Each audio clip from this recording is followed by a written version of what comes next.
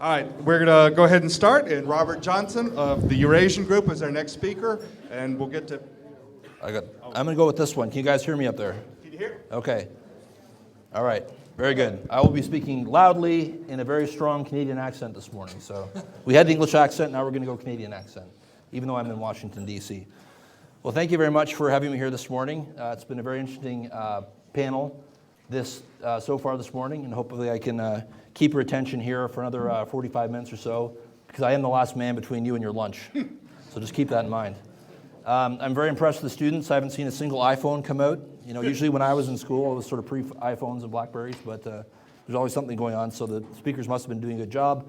I know all of you are very motivated and interested to hear more about these topics. So I'm going to delve a little bit into these issues from the above ground side of these issues. We've had we split between below ground, which is of course what you're doing at your school of earth sciences and all the engineering work and petroleum geology work. Then we get into the above ground issues around economics, which we heard about in the previous panel, industry strategy.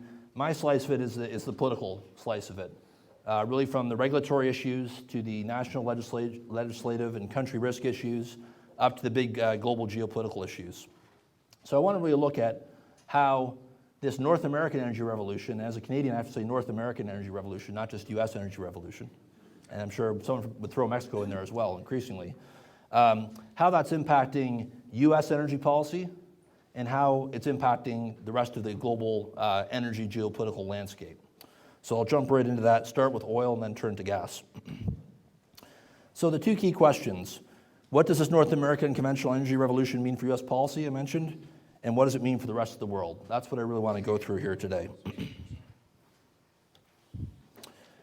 There was a little bit of talk earlier, and I'll refer back to some of the previous presentations here, but not try to duplicate what's already been said, about this idea of peak oil and moving from a period of scarcity to a relatively more secure and abundant position for the U.S. from an oil security point of view. And I agree with previous speakers who said that we should be cautious about energy independence. It's not necessarily even a desirable outcome. There may be greater efficiencies around energy trade than we may think. But certainly we're in a relatively more secure position than we were before. And that's been driven by a lot of things. It's the supply side, the boom in non-OPEC production, particularly in the US and Canada, but also a deceleration of global oil demand growth. Right? When prices were running up between 2002 and 2008, pretty much oil demand and gasoline demand was growing everywhere, not just in China and the emerging markets, but here in the US as well. Now, it's certainly not growing to the same extent in OECD countries, the developed markets. And even in the emerging markets, we're seeing some signs of more steady and stable growth versus the acceleration we had previously. This is really creating a new focus in Washington, right? A new sense of how should policy, which has really been built around the idea of security and scarcity, how should that be retooled for this world that's a little bit better for the US in terms of energy security and energy stability? Now, oil really has been a national security issue. Why doesn't the US export crude oil? Well, because in 1975, Congress passed a bill heavily restricting crude oil exports for security reasons. It's too important. We need it here at home. We can't export it. It's actually the Department of Commerce that regulates those exports, the same part of the government that regulates exports of dangerous technologies like missiles. So that shows you how oil is viewed in Washington. That is starting to change, right? Thanks to the Bakken, thanks to the Permian Basin, thanks to the Eagle Ford and all the production that we're seeing. And this will have big changes in Washington and beyond, as we'll talk about. On the gas side, same story. I won't re-encompass what's already been said, but I do think that Washington's probably further along on gas than they are on oil, right? There's probably more stronger consensus in Washington that we're moving towards being a surplus market and the exports are viable. And of course, as mentioned, we've already had 6 projects permitted. And there's a much more greater sense of confidence, I think, in Washington, bipartisan basis, that this makes sense. There was a pretty strong push on protectionism, maybe some concern from industrial consumers, and I think that hasn't really gotten a lot of traction here so far. And I think one of the key geopolitical impacts here will be the emergence of the U.S. as a swing supplier and able to supply markets with LNG in times when there's disruptions, like the Fukushima disaster in Japan a few years ago, or like right now, what's happening in Russia and Ukraine. I'll come back to that. So what are the implications on the oil side? right? There's a few things here that I want to go through, starting with OPEC, but also many of you are going to go working in the industry, and of course we have industry representation here. So I want to talk about what it means for the companies as well, for US and Canadian companies in particular. What does it mean for other governments who are owners of significant resources, right? What's it mean for the global trend of resource nationalism that we've seen? And then there's some interesting things here in terms of the US-China relationship as well that I want to touch on. And the same thing with gas, looking at some of these global implications here as well. I mentioned swing LNG. We can look at some of the growing interconnectedness between regional gas markets, and how does this US gas export play going to impact the abilities of others to use the so-called gas weapons? And then the final wild card really is the role of non-US and non-Canadian unconventionals, which is probably a longer-term game changer. Okay, so that's the overview. Let me jump into the detail here a little bit on the oil side. So there has been a little bit of discussion about OPEC this morning, but let me get into a little bit more detail. What this slide shows is that in 2008, right when oil prices were peaking at around $147 a barrel for both Brent and WTI, the International Energy Agency, which is one of the most respected forecasters of energy markets, was predicting that the call on OPEC, this blue line at the top of this chart, was going to grow into the future. The call on OPEC is a term that means how much OPEC oil is needed to balance supply and demand globally. Once you factor in non-OPEC production from places like the US, Canada, Russia, Mexico, how much do you need from OPEC? And of course that's important because OPEC does restrain their supply to support prices in certain market conditions. This basically says that at that time in 2008, the market was expecting OPEC to become more and more important and gain more and more market share at the expense of countries like the US. Every year since then, the IEA has lowered its forecasted expectation of the call on OPEC. OPEC's actually becoming less important, right? And there's a lot of reasons for that we can talk about here. This didn't necessarily have a big impact in 2013, right? We actually still needed a lot of oil, particularly from Saudi Arabia, in large part because what happened is, going back to geopolitics, we had a lot of conflict and a lot of supply disruptions in key producers like Iraq, Iran, and Libya, to some extent Nigeria as well. So as a result, we had about 3 million barrels a day of OPEC supply that was knocked offline and had to be made up for by the Saudis, accounting for lost production from some of the other OPEC countries. In Libya, we've had an ongoing civil war since 2011 when Gaddafi was ousted from power. In Iraq, we've had violence from Syria spilling over into the northern Iraq region, and that's somewhat offset a very positive story in Iraq from a supply growth picture since Saddam left power, especially over the last couple of years. And then in Iran, of course, one of the largest OPEC producers, we have US and European sanctions that greatly restrict Iranian ability to export their crude and have basically cut their exports by almost 2/3. Right? So this has actually kept the market fairly tight over the last year or so.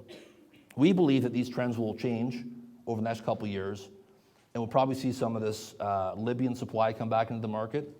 We'll probably see a big deal between the US, Europeans, and Iranians on sanctions that will lead to a slow but steady increase in Iranian production over the next 2 or 3 years. And Iraq actually is doing very well and recently hit a 30-year high in oil production. And the violence from Syria has been more of a political impact than an impact on the energy sector. So what does all that mean? Well, it means that we're looking at a world where OPEC is going to be under a lot more pressure once these geopolitical disruptions are eased. And of course, this is the Middle East we're talking about, and things can go up and down quite a bit. And there certainly could be other conflicts, other places we're not thinking about. I'm sure you'll have questions on that.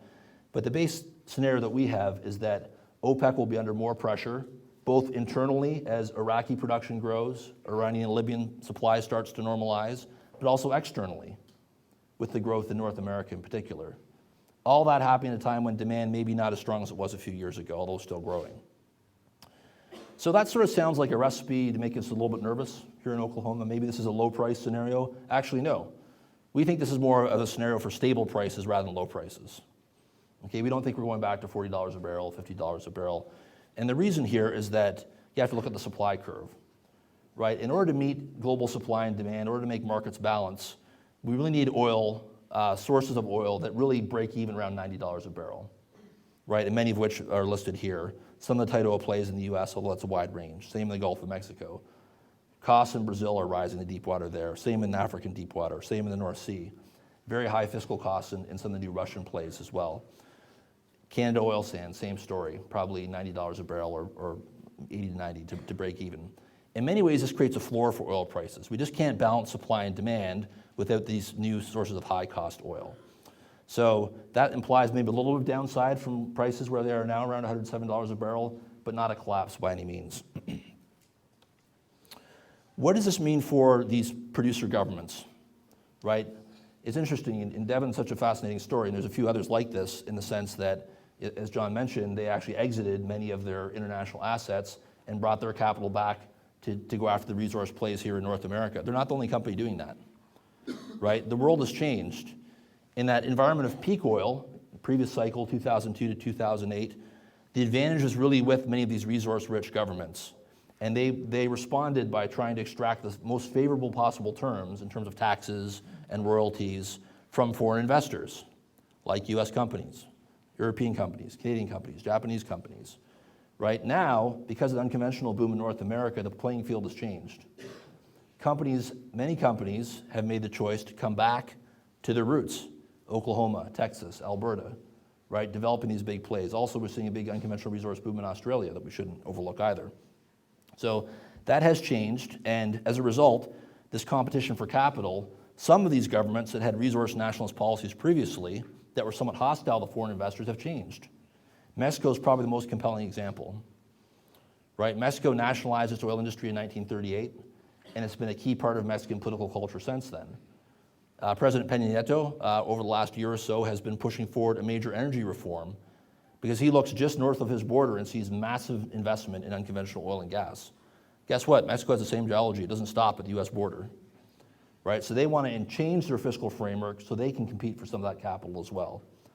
Even Russia, right? We can criticize Putin and talk about Ukraine a little bit later, but the fact is, Putin looks at his own tight oil and shale oil resources in West Siberia and the Bajnev Formation and recognizes that to attract capital and expertise from international companies, they had to cut taxes there as well, which they did.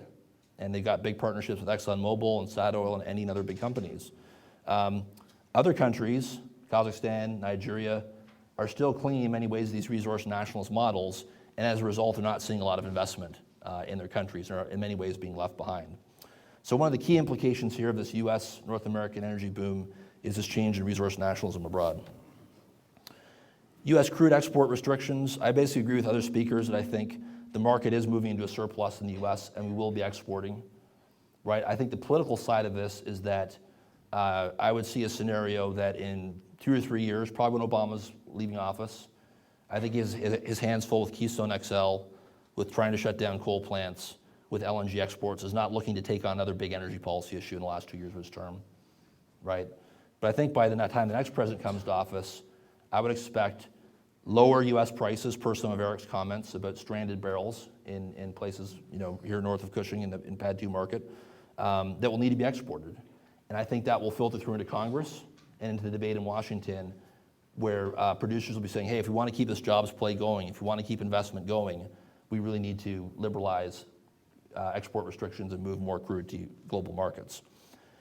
I mentioned this idea that policymakers are more comfortable with gas exports than with oil exports. One reason why is this chart on the right-hand side here, right, which really shows significant, on my right-hand side, the crude and liquids production forecast. That really shows that post-2020, there's significant variation in expectations for US crude production.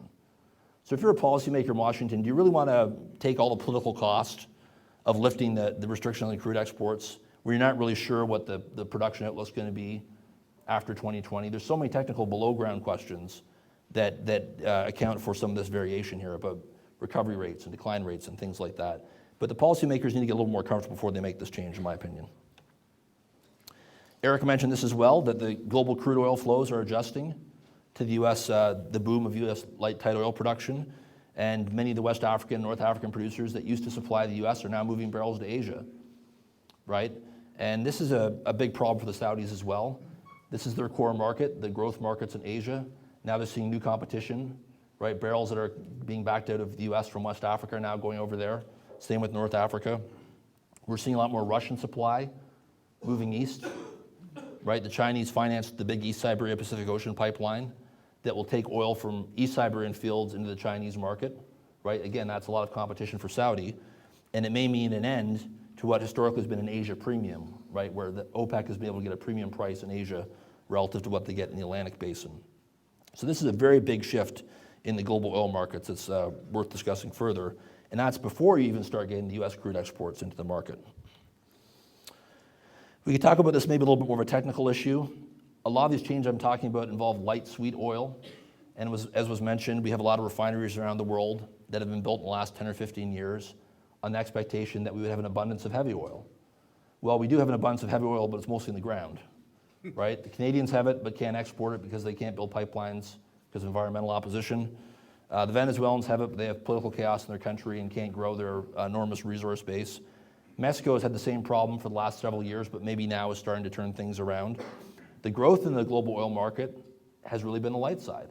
So we have a little bit of a mismatch here in terms of the light-heavy balance that will be interesting to watch and discuss as well. So lastly, in terms of oil, talk about China. As was mentioned, you can't really talk about China, oil and not talk about China. GDP growth and oil demand growth are decelerating in China. It's still very strong, but it's not what it was in 2007, 2008. Right back then, GDP was growing 10.5%. Now it's growing 7%. Big difference. That does reverberate back into the oil sector and commodities sector as well. China is also more focused on lowering energy intensity. So I think China will be supportive of oil prices, but not at the breakneck pace that they were in 2004 to 2007. The geopolitical side of this, going back to energy security, is that we all agree U.S. energy security is improving, right? China's is not, right? China's oil supply chains are getting longer. They're more dependent on places like West Africa and the Persian Gulf that have political instability, a very complex and complicated relationship with their Russian neighbor for oil supply growth as well. It's no wonder they want to come into North America, particularly Canada, and get access to resources there as well. And this is a very different scenario. Previously, both the U.S. and China had a shared interest in both parties being relatively insecure with respect to energy. Now the Chinese are very worried that the U.S. has moved to a different type of position, a more secure position. That'll be something to watch as well. So let me switch gears to the natural gas side here and talk about some of the geopolitics of natural gas. And you know, from a U.S. market point of view, oil has always had a geopolitical component, but gas, not really. Right? Gas politics were mostly about pipeline safety in Washington or the latest decision-making from the Federal Energy Regulatory Commission. But this LNG play over the last few years has really, I think, brought a lot of geopolitics back into the U.S. gas market. And it's certainly been a big factor in this, what's going on with Russia and Ukraine. I'm going to skip over a couple of these things here. I think that, you know, one question to consider, maybe a little bit more on the economic side, although it's political as well, is that the Asian countries are really hoping that the U.S. LNG supply will really be a new model, right? And that they'll be able to get access to very low-cost gas, as some of the previous speakers talked about, a lot cheaper than what they're paying right now from other traditional LNG suppliers. But our view is that the U.S. is probably the only country that's going to have that model of this sort of very discounted, Henry Hub-based gas pricing. And a lot of the other supply that's out there is higher cost, right? And that's going to keep prices, I think, it's going to be somewhat contrary to the Asian consumer's goal of getting access to lower priced gas. Yes, you might get some lower priced gas in the U.S., but even in Canada, you know, production costs for these new liquefaction plants are going to be very high in the remote locations along the British Columbia coast. The costs are very high in Australia. It's going to be very high in East Africa as well in some of these new markets. But eventually, I think in the longer term, you know, 2020 and beyond, we'll probably have enough supply coming online that gas prices in Asia might further decouple from oil, as we've seen in North America here over the last few years. But it is going to take a long time. So these geopolitical shifts are in the early stages, but the U.S., I think, is seen as the beginning of a potential shift towards a different price structure for Asia. I mentioned Canada. Just to pick up on some of the things that Tom talked about, it is very important to think about where the U.S. fits into the global gas landscape. And just to elaborate on some of the things that Tom talked about, there are a lot of other moving parts here, right? US LNG alone is not going to restructure the global gas market, right? If we look at a buyer's market scenario versus seller's market scenario, of course, all those Asian countries like Japan and Korea and China that are import dependent are really hoping that a lot of these supply opportunities come online, right? And that this golden age of gas that the IEA talks about becomes real, and that the market gets long gas and prices come down because the consumers over there don't want to pay an oil premium for their natural gas prices. So Tom mentioned Qatar. We could also talk about Iran, right? Second largest gas reserves, or perhaps third now. If the US and Europe can find a deal with Iran on the nuclear differences that they have over Iran's nuclear program, that could lead over the next decade to a lot more gas coming out of Iran, perhaps by pipeline to India, right? Perhaps by LNG to Asian markets as well. That's a huge resource that is not online because of political reasons, and that would have a very significant impact. Turkmenistan, I mean, how many people know where Turkmenistan is? That's not something that probably comes up every day. That's one of the Central Asian republics.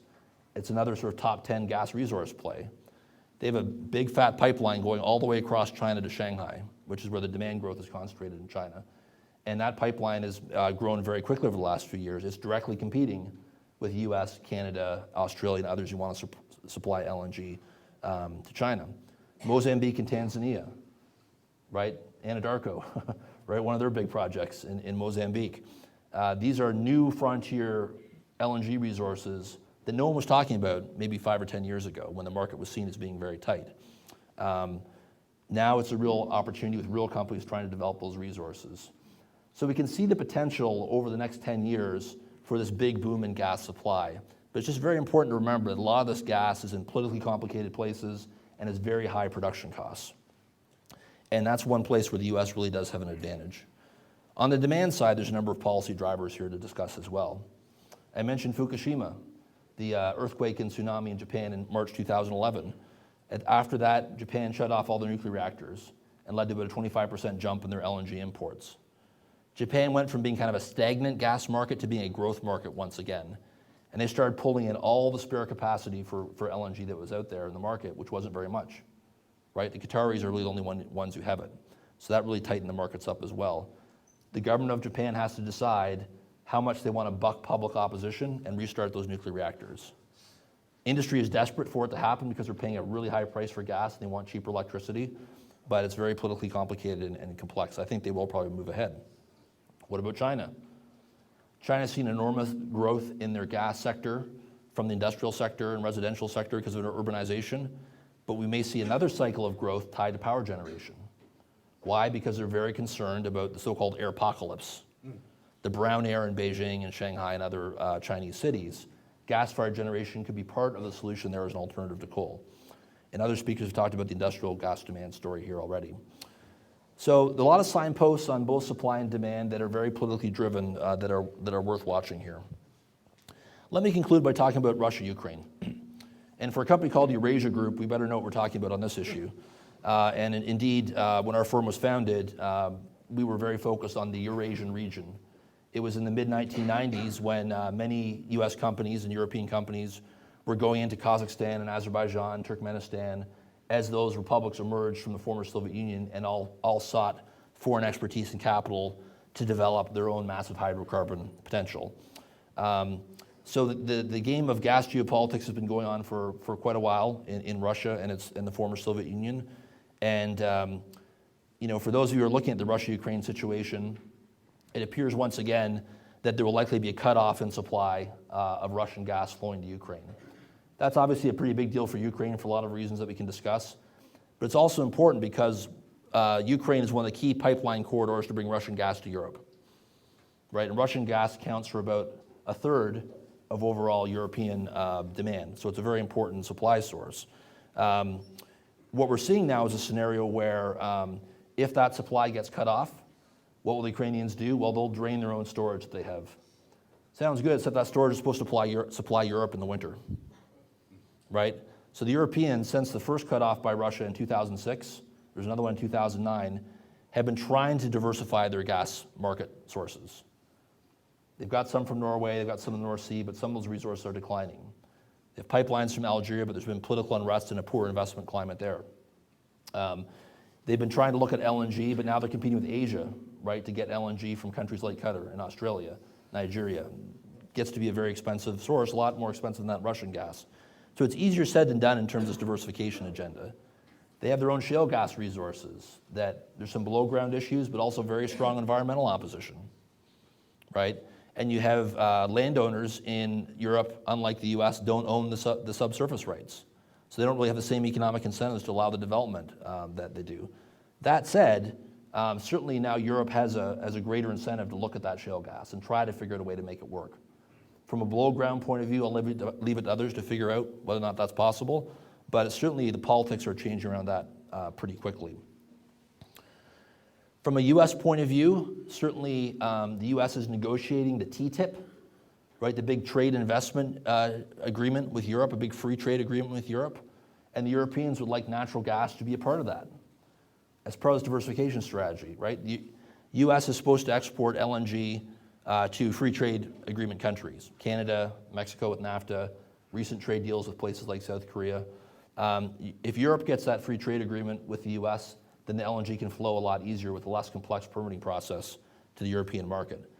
Doesn't necessarily help, well, it doesn't help Europe with the current crisis with Ukraine, but certainly could help reduce European dependence on Russia over the next 4 or 5 years and beyond. There's a lot of other things the Europeans can do. Certainly they can look at taking LNG terminals that have already been built in Western Europe and taking pipelines that flow from east to west, from Russia to Europe, and reversing them. So it could actually supply LNG into the Central Europe and Eastern European markets that are most dependent on Russian gas. To give you an example, Bulgaria in 2009, when the Russians cut off gas for a couple of weeks, their options were either to turn on a 50-year-old nuclear reactor that the Russians built in the 1950s, that the EU shut down for environmental reasons, or to burn wood, biomass, and they had to burn wood. That's how desperate they were, because 99% of their gas came from Russia. So the Central and Eastern European countries are looking at a lot of creative options to get off, reduce the dependence on Russia, but none of them are easy, and all are politically complex. What about the Russian side? So Europe cares about security of supply. We can't forget that Russia also cares about security of demand, right? We talked about Keystone XL and the Canadians' security of demand with the U.S., right? Well, does Obama really want the oil sands in Canada? Is he more concerned about climate? Maybe he won't approve Keystone XL. This is what the Russians should be thinking about in Europe.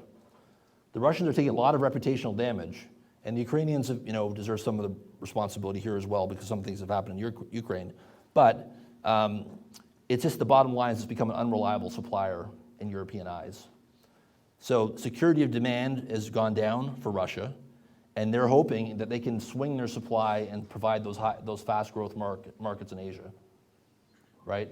They've done a big deal with the Chinese on oil, but they haven't done one yet with the Chinese on gas. This is annoying me. Easier said than done, right? Because as we discussed earlier, there's a lot of suppliers competing for that Chinese gas market. It's not just sitting there waiting for the Russians to take it. On oil, Russia had a lot of leverage over China. There was nowhere else in the world China was going to go and get a 1 million barrel a day pipeline built directly into their refineries. On gas, well, you've got Turkmenistan, you've got Kazakhstan, you've got Myanmar, you've got LNG coming from Australia and Papua New Guinea and the Persian Gulf, East Africa, Canada, the US. And China has their own significant potential tight gas and shale gas resources as well. So on gas, Russia maybe doesn't have as much leverage, and they're certainly pursuing deals with South Korea and Japan as well, but China is the big prize for them.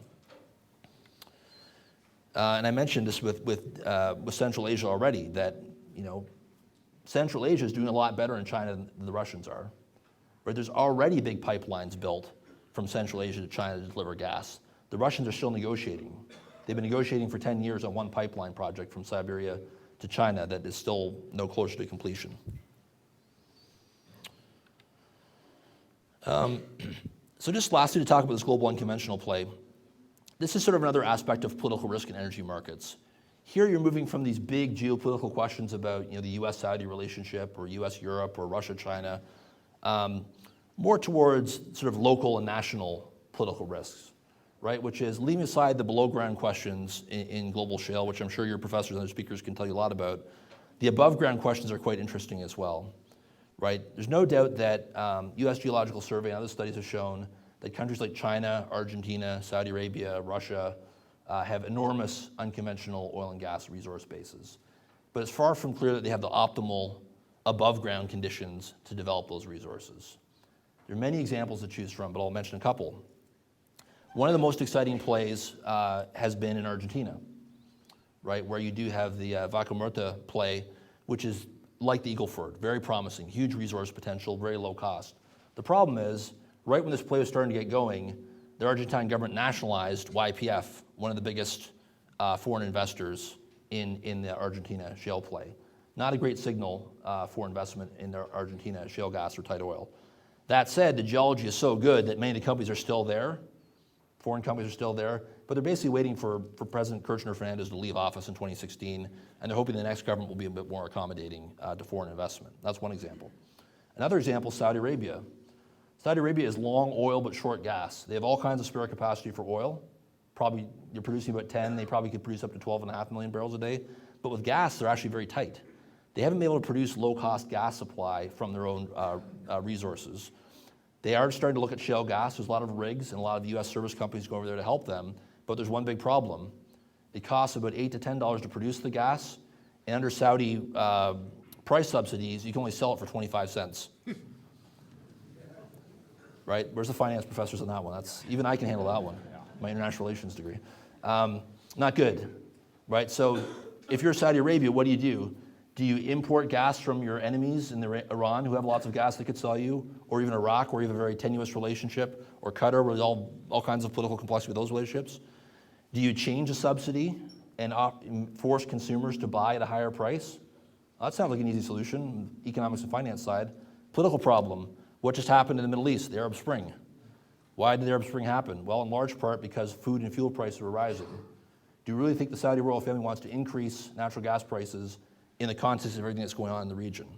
So it just goes to show you that while the resources are on the ground, the unconventional side, not everything will be anywhere near close to as easy as it's been in the US and Canada. When we look at unconventional resources around the world, this is a little bit hard to read even on that giant screen. It looks a little bit like a game of Twister or something, sorry about that, but we consultants love these charts. You have to look at each one of these countries and opportunities in terms of political risks, market risks, which means is there a market for the gas, civil society risk, which means is there big activist, non-governmental organizations and environmental movements that can potentially derail production. Somewhere like Colombia, you have indigenous people issues that are very complicated in developing shale gas there. And then, of course, you have to look at all the regulatory risk on the environmental side, about pipeline regulations, about policies towards treating flaring, about fracking regs, chemical disclosure regs. So, a lot of our clients are looking at all these risks for the numerous plays around the world. So with that, we covered a lot of territory on the global energy geopolitics side. And I think I hit my 40-minute mark, and I look forward to your questions. So thanks again for inviting me today.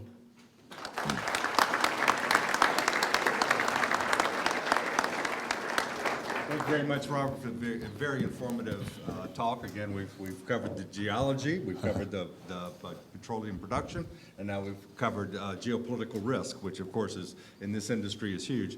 Especially when you're Russia, it's kind of reminding we're back to the days of Rudyard Kipling and wondering about great game of what are we doing with Russia, right? And that will continue clearly. One of the things, how do you see this impacting American foreign policy, or North American foreign policy? I think Eric made a great point before about Libya, in the sense that if we were still in the previous cycle where oil prices were rising, U.S. production was declining, and demand was still growing in the U.S., I think the U.S. would have taken, I'm getting feedback here for some reason, the U.S. was taking may have taken a very different position on Libya, right? But the fact is, the Libya crisis, it did impact us on price, but there was less of a direct impact than there might have been in the past. The same is true with Syria. The same is true with Russia and some of these other domestic crises, international crises that are taking place. The fact that the U.S. is going to be an exporter of gas and potentially of oil will have a big impact on how we view these international situations. In my view, to simplify it, we can go from playing defense to offense, right?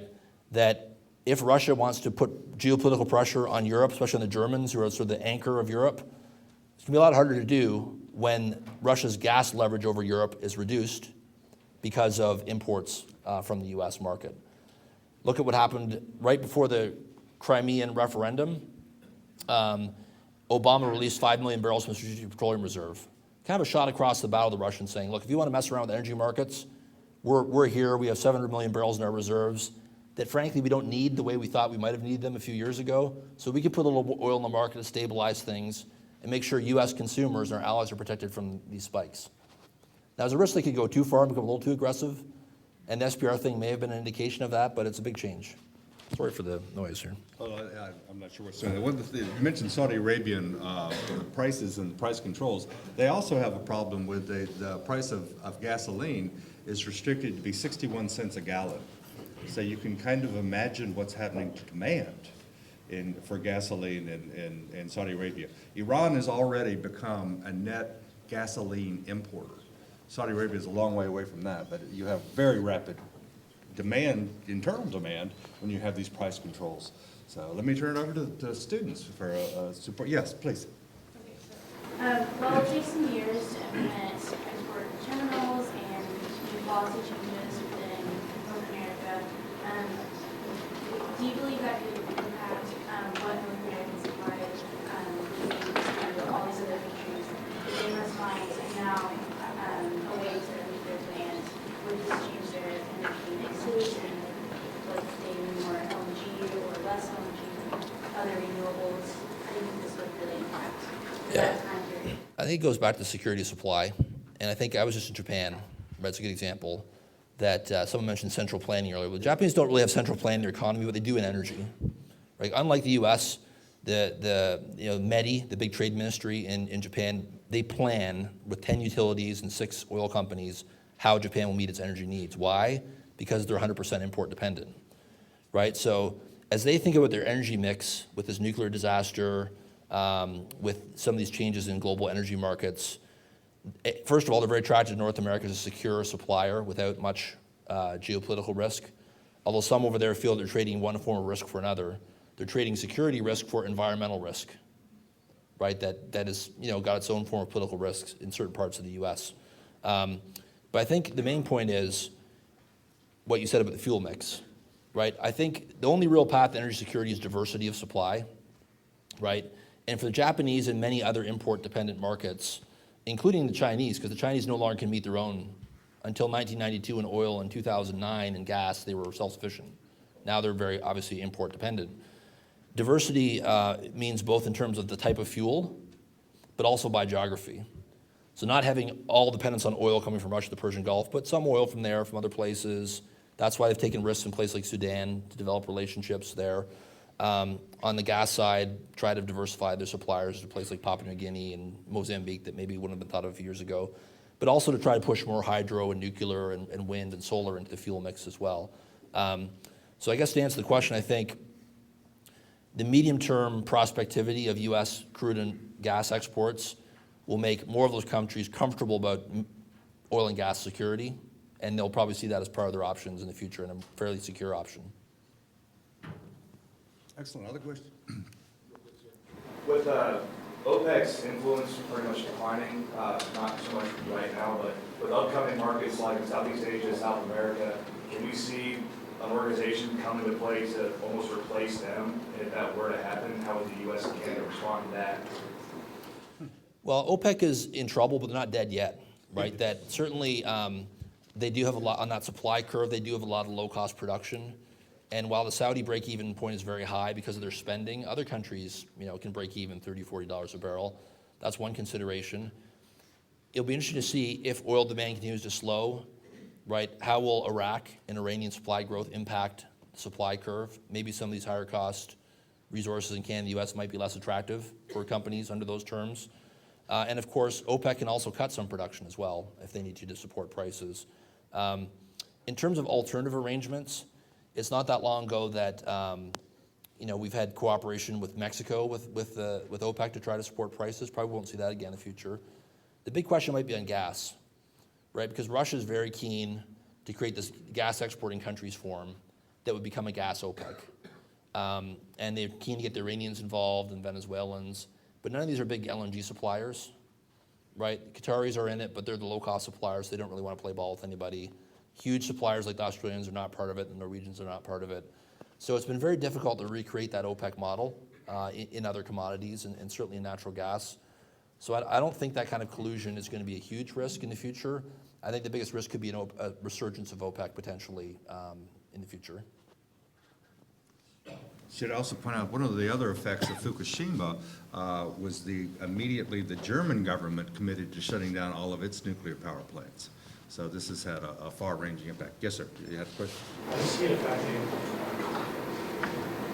increased supply coming out of North America and some countries losing their gold interests. And now, Mr. Lee touched on it, funding their governments. Do you see conflict then increasing as they lose that, or then decreasing as they don't pass? It's a great question. It's about whether or not these changes towards more balanced oil and gas markets, North American energy revolution, would impact conflict, particularly among resource-dependent states that rely on redistributing revenue to either political elites or to the population as a whole in the form of subsidies or education, frankly, corruption in some cases. If that breaks down, will we see more conflict? Well, look at Venezuela, right? Venezuela's right in the cusp. If oil prices go down 10%, the whole thing could collapse because President Maduro's power, following under Chavez, is really based on his ability to redistribute income from the state oil company to his political base. If that breaks down because there's not enough revenue, that could be a huge impact. We talked about Saudi Arabia already, but even Russia, right? Russia's budget balances around $115 a barrel, so they're actually underwater already, right? And that's where Putin's longer-term vulnerabilities are, that if we did get to a scenario where the U.S. is importing 500,000 to 1 million barrels a day, that could push Brent and the Urals price down and have a big impact on Russian stability. So the more a government is dependent on oil revenue to balance its budget and maintain political stability, the more vulnerable it will be in these downturns. And that could drive conflict in many places. And ultimately, particularly in Saudi Arabia, I'm sorry about this,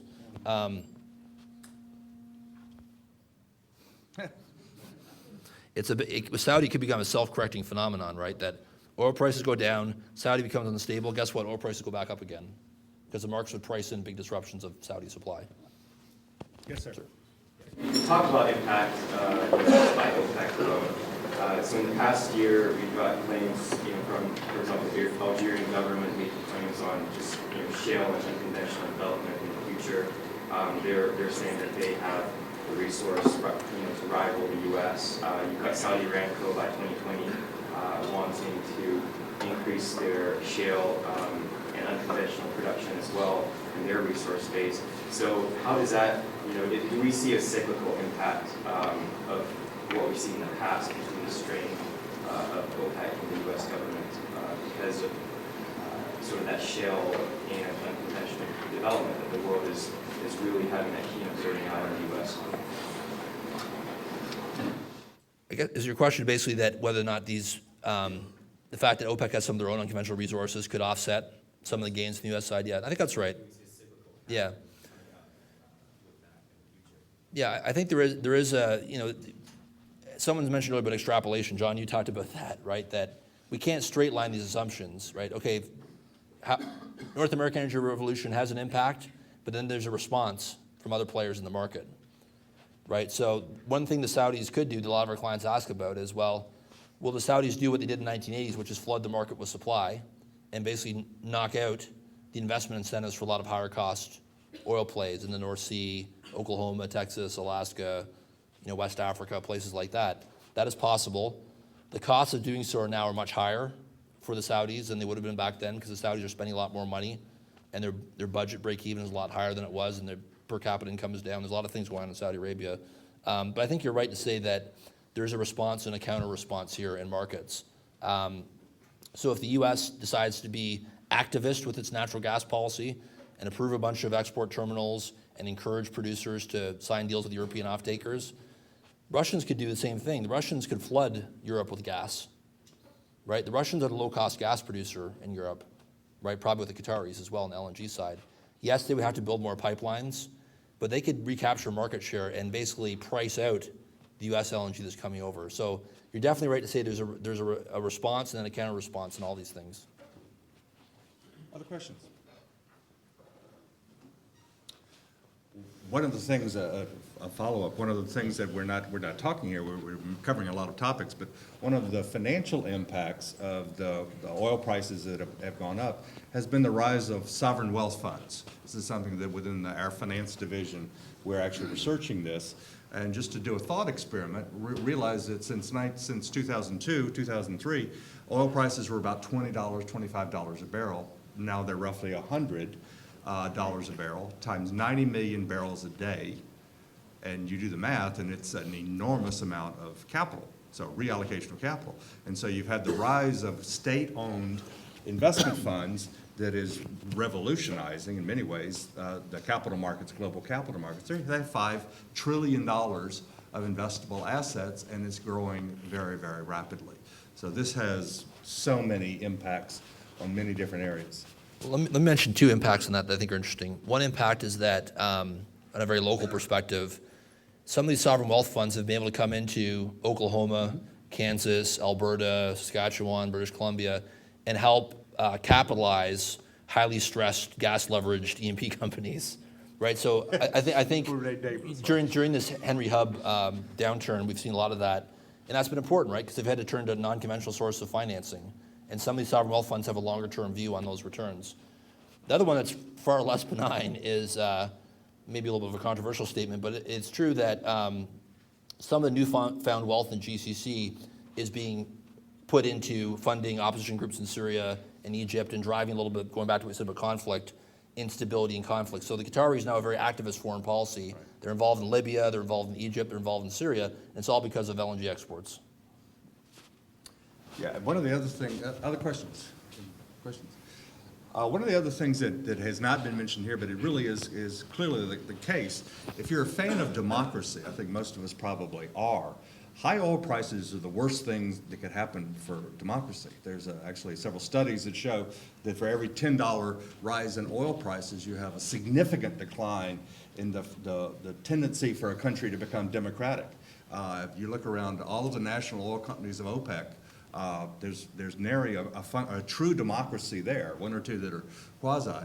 And it also, an oil-dependent country, if you're Saudi Arabia or you're Venezuela, PDVSA, the state-owned national oil company of Venezuela, used to be a very well-functioning, well-managed state oil company. It's now an utter disaster.